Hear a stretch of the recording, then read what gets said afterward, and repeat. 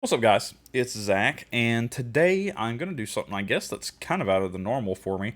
Um, I'm going to do a gaming mouse video. The main thing that sprung on this video was I think I have pretty unique hand dimensions. So I would like to say I have medium to large size hands, but my hand dimensions are 10.5 centimeters by 18 centimeters. So relatively wide hands, but not necessarily super long hands.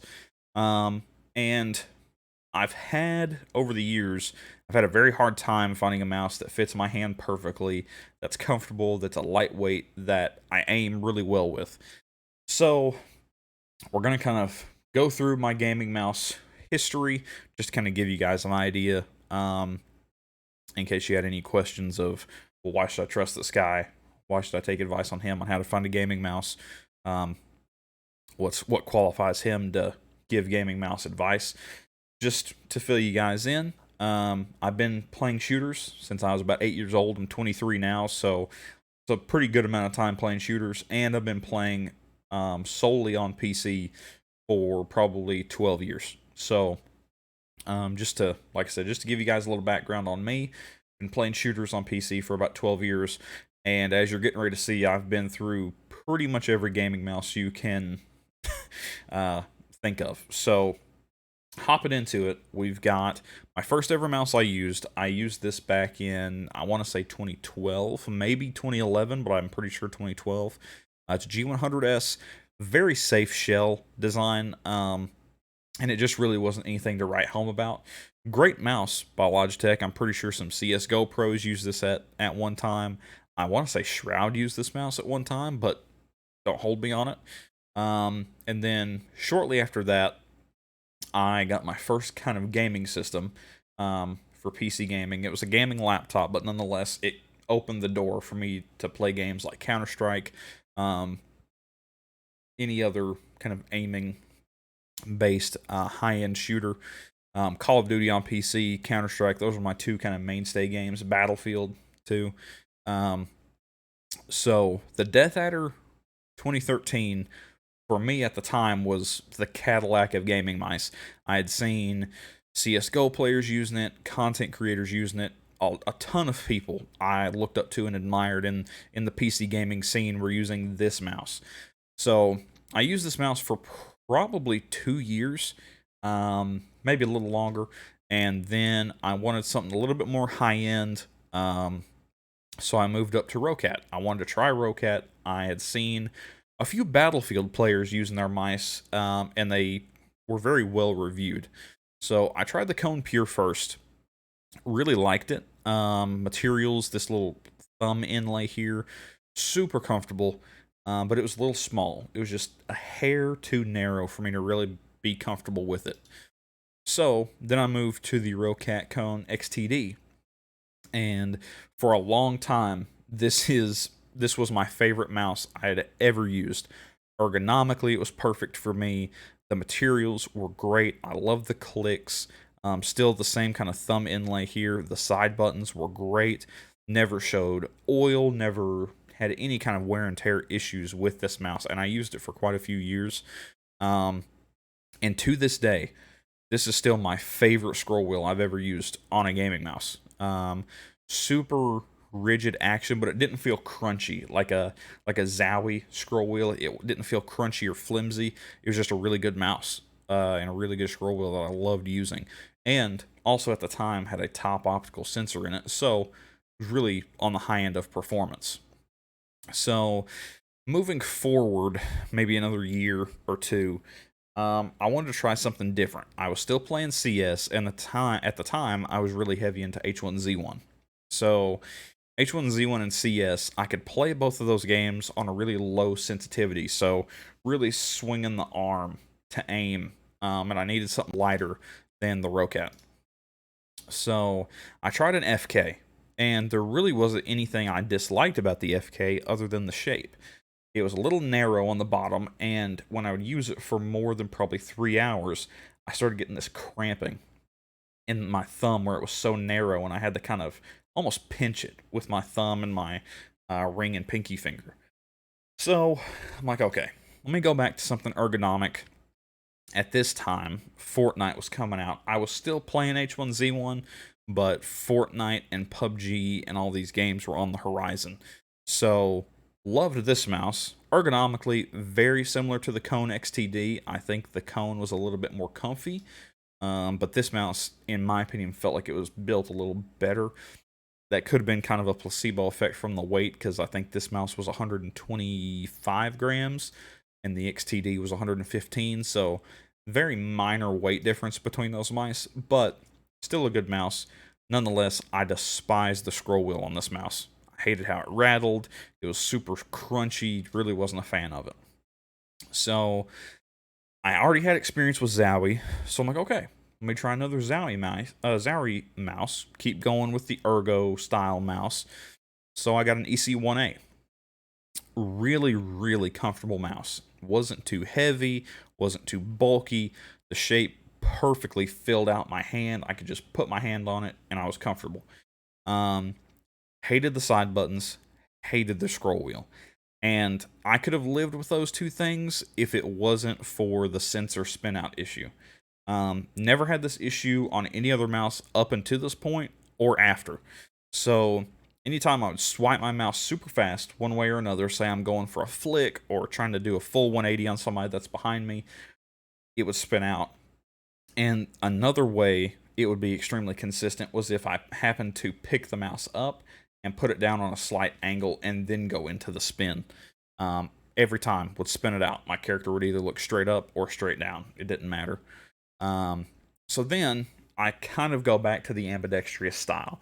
The Scream 1 final mouse wasn't a totally ambidextrous shape because it only had thumb buttons on this left side. But this, for a long time, put a bad taste in my mouth towards Final Mouse. I was very excited for this mouse. I knew who Scream was, having been a longtime Counter-Strike fan. And this was one of the first big collaborations between a very popular esports player and a mouse brand. And it also made waves because Final Mouse at the time really wasn't a huge brand. So the left click and the right click. The left click was very, very rigid. I mean, almost too stiff to spam. And then the right click was very mushy. I almost couldn't even feel the click when I was right clicking to scope in or something.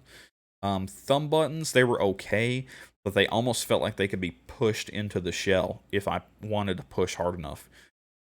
I probably could have lived with those two things if it wasn't for the bottom right PTFE mouse glide. Had a really rough corner on it. I don't know if it wasn't installed right at the factory or if it was slightly crooked or what it might have been, but it was so rough that it actually made gouges in the mouse pad I was using at the time. So ended up having to switch mice. I was like, okay, let's just go back to ergonomic. I know I like ergonomic mice. I know I like a heavier mouse. So I try a M65 Elite from Corsair. I had always liked Corsair keyboards. So I was like, okay, let me just try Corsair mouse. Really liked the M65 Elite, but the sniper button was in a horrible place. I mean, the positioning on the sniper button couldn't have been worse. If you were wanting to use the sniper button, sure, it was in a really good spot. But for somebody like me that didn't want to constantly toggle their DPI, it was in a horrible spot. They ended up changing it after the fact and moving it up a little bit out of the way. But I decided, let me go even more ergonomic, kind of simplified the design, because you can see the M65, it's kind of got a wild, like almost diamond-shaped design, which is a little funky. Not for everybody that's not really into that shape.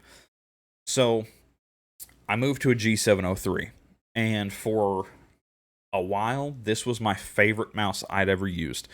This was the most high-quality mouse I had used. It was wireless.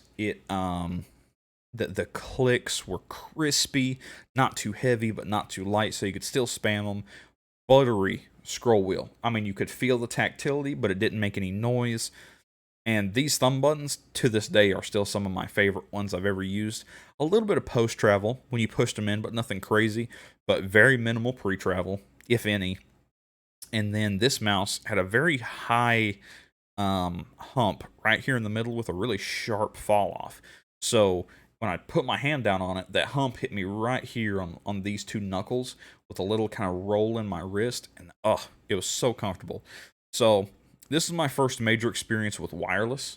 As you can see, I continued down the line trying some wired variants, but after going wireless, I really couldn't see myself using anything else other than wireless.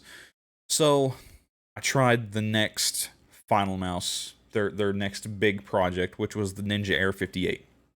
So another really promising mouse from them, still almost identical to the Scream shape, minus the holes in the body, the kind of honeycomb design.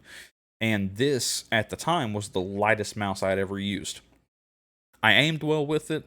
The quality control was on point. I didn't have any quality control issues with my copy. Also, the main reason I moved off of the G703, just for some context, it had a really bad balance issue on my copy. I don't know if it was just me, but every time I'd pick it up, the balance was in the back like this. So I'd pick it up, move it, it'd be like that. Kind of a petty thing to complain about, but it almost ruined the experience of the mouse for me because I couldn't reliably pick it up and move it without risking the pickup distance being wonky or something like that and accidentally tracking or whatever.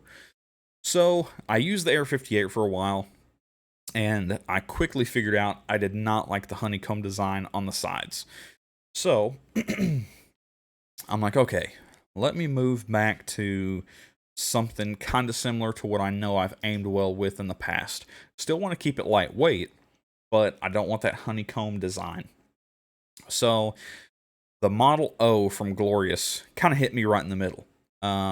Still got the honeycomb design back here, which I really didn't mind. It was just on the sides. I felt like it compromised my grip on the sides, so I had to switch off of it. The Model O, great mouse. I aimed really well with it at the time, but I got the same kind of zowie cramping in my thumb right here because it was still a pretty narrow mouse. It's almost an FK clone if you look at the shape side by side. So I decided to switch it up again. And this, for those of you that don't know, this is a Logitech G Pro. This is one of, if not the most popular competitive gaming mice. Not just gaming mice. The G Pro and the G Pro Superlight have been humongous names in esports since the G Pro wireless came out. And this at the time was almost the perfect mouse for me. There was something about it I didn't like as far as the shape goes, but I could aim well with it. It wasn't too heavy. It was wireless. The battery lasted at the time forever. And then after about 8 months of use, I had a right clicking issue where it would double click. For anybody that's concerned about this issue anymore, if you haven't looked it up, Logitech has since switched Armorons. I think they used Armoron 50 mils in these, so they cut it back to the 20 mils, and they haven't had that issue anymore. So you don't have to worry about that. That's no longer an issue with these mice, at least the Superlight. I don't know if they've changed the hardware in these, but I know people are anxiously awaiting a new G Pro that's rumored to be coming out in September. Nobody knows if it's confirmed or not for this year, but that's what people are hoping on. So it's like, okay, I'm tired of flipping and flopping back between mice and trying something new. Let me just go with something I know it worked out for me in the past. So I picked up a Death Adder V2. And Death Adders, they're very popular because they're very cheap. And they're a reliable mouse. But little did I know, after having used these high quality ambidextrous and even a few ergonomic shaped mice, the Death Adder V2 Pro or the Death Adder V2 was not gonna work. The shape with the grips and everything, you can see how wide the flare is out here, and the flares up at the front really didn't work for me anymore. Just didn't fit my style of play. If I was a higher sensitivity player, it probably would have worked out for me, but really wasn't cutting it for me at the time. So now we fall into the last probably 2 or 3 years, with starting it all with the Viper Ultimate. The Viper Ultimate, really good mouse. Little on the heavy side by today's standards. I think it's around 74 grams. And I did aim very well with it. I mean, clicks were good, scroll wheels really nice, thumb button placement's perfect for me. I don't have to reach too far or reach too far back. I get a good grip on it, as you can see. The only issue is, and this is probably once again very petty of me, when I naturally grab the mouse, you can see how close together my fingers land. Over time, after maybe an hour of using it, my fingers gradually drift apart into the finger or into the comfort grooves that are in the triggers. So I start here when I pick up the mouse. I end up probably somewhere around here. And it's really not comfortable. It puts a weird sensation right here on my knuckles, right in the middle of them. And it's almost, I don't want to call it like a stressed feeling. I can tell it's not comfortable. So you can see there's some grime on this mouse because I logged plenty of hours on this between Valorant and PUBG and CSGO and Fortnite. I logged plenty of hours on this mouse. So I decided to go back to Logitech. Logitech's never failed me. I've always had good luck with Logitech mice other than the G Pro Wireless. So I give them one more shot and pick up a Shroud G303. Now, this mouse is a very polarizing shape. It's got this weird kind of diamond shape that a lot of people, it puts them off from trying to use it.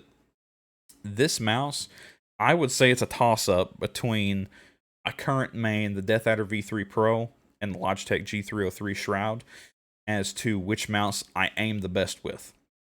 The one thing I can commend this mouse on is no matter where I pick it up, if I have it on the end of my desk, I just naturally pick it up, and I'm always in the same position. With the weird kind of diamond shape it has, I always anchor it back into my hand. It's never floating around in my hand or anything. It's always anchored back in my hand, nice and secure. I can flick with it. I can vertically flick any way, horizontally. Doesn't matter. It never slides, never feels inconsistent.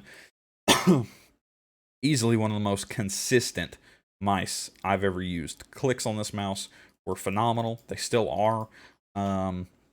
Scroll wheel, I'm not crazy about it. I wish it had a little texture to it, and it's a little on the stiff side for me, but still a great mouse nonetheless. If somebody's looking for a really good claw mouse, or it might be a little wide for fingertip, I'm sure some people with fairly large hands can fingertip it, but for claw, this is the mouse you're going for. My only gripe with it was the front side button I tended to have an issue with. I had to kind of squeeze the mouse into my hand and then adjust and hit the front side button. The rear side button, no issue at all. I can spam it, do whatever I need to do. I can hit it from back here, hit it more close to the middle. But the front side button always kind of irked me. And another thing I wasn't crazy about on this mouse was the scroll click. Little stiff in my opinion. I just wasn't a massive fan of the scroll wheel on this mouse. On the scroll wheel of this mouse, but I never used it a ton. At the time, I used it for jumping and CS and Valorant and whatnot, so it was good for that, but for everyday use, it's a little on the stiff side. So, that brings us to the current main, which is the DeathAdder V3 Pro. So, the DeathAdder V3 Pro, for me, it's almost my in-game mouse. It's a comfortable, ergonomic shape. The comfort grooves in the triggers aren't too substantial. They actually lessened them from the normal DeathAdder shell. Every time I pick it up, I'm in the same spot. Thumb button placement is perfect for me. I never have any issues with thumb button placement. I love the scroll wheel. It's light, but it's still tactile. And then the middle click is so light, it's almost spammable. It's not so light that you would hit it by accident, but it's still nice and light. And this, in terms of trigger technology, these are still using mechanical switches for the clicks, and Razer has since upgraded to optical for all their high-end mice, like their Viper V2 Pro, DeathAdder V3 Pro, all their high-end mice, they've upgraded to optical. So, what's my consensus on gaming mice? One, it doesn't matter really what anybody says. You kind of have to go out and try for yourself and find your perfect mouse. Things I would tell you to focus on are comfort, how well it performs. It doesn't matter if you have a super comfortable mouse. If somebody crammed a PixArt 3365 in this mouse, nobody would buy it. If you're looking for a high-end, fast twitch gaming mouse that you can reliably use, it's got to have a good sensor. But most importantly, shape is king. It's got to be comfortable for you. It's got to be a good weight. It's got to be something you enjoy using. If you enjoy using if we go back up here, if you enjoy using a G502, that's your mouse. But I would say if you're looking to get into games that are on the more competitive side, like CS, Valorant, or some other high-end shooters, that won't be your go-to mouse for a long time. But I can tell you with confidence that if you have hand dimensions very similar to mine, any one of these three mice that we have looked at the end of this video should work for you. I never did have the cramping issue right here in my thumb with the Viper Ultimate. It was simply kind of my gripe with the comfort grooves and the triggers, because you can see they're relatively deep comfort grooves.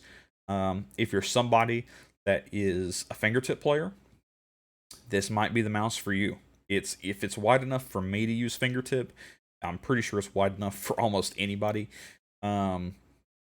And I think for a brief time I did fingertip this mouse, and I had good success with it. I aimed well, but I always find myself kind of back into a relaxed claw. This for me is it's almost a perfect claw shape. That's something I'm really into. You can see there's a big gap right here behind my knuckles that still fills in this bottom part of my palm.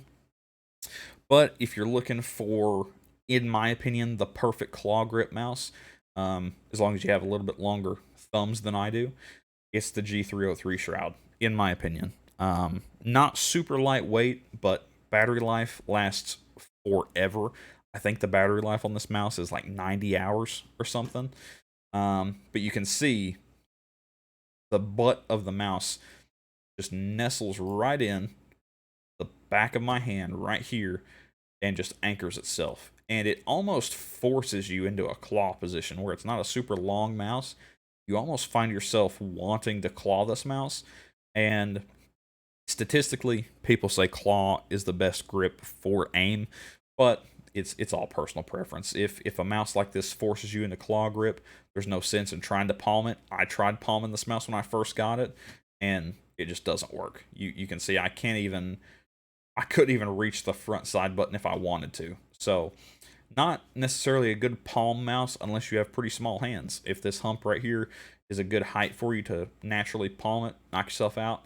I just know it always forced me into a claw grip, and I did really like it. Another thing I can comment on about all three of these mice is the glides on the Viper Ultimate are probably my least favorite setup. The four small ones with the sensor ring. Not really a big fan of that. I don't think the glide is as smooth as the two huge PTFE feet on the G303 with the sensor ring, or the 100% PTFE that they use on the Death Adder, which is, you got this one big kind of half ring on the bottom and then the two up top. I wish up here was one big glide, but it's okay. They still glide very well. I think this is the best gliding mouse I've had in a long time. But that's my summary. If you're someone like me, like I said, that has naturally kind of like a relaxed claw or even a palm grip, the Death Adder V3 Pro, in my opinion, is the mouse for you. It's the most advanced on tech. If you're looking for something with the fastest and best Bluetooth technology, I don't have it, but Razer does offer a 4K polling rate dongle for the Death Adder V3 Pro. So yeah, that's probably the mouse for you. But if you got any other gaming mouse or gaming peripheral questions, feel free to let me know. I'm sure at some point I've either looked at it in person or used it, whether it's a keyboard or a mouse pad or a headset or something like that. Feel free to let me know. But thanks for watching. And like I said, if you guys got any questions, leave it in the comments. And I'll see you later. Peace.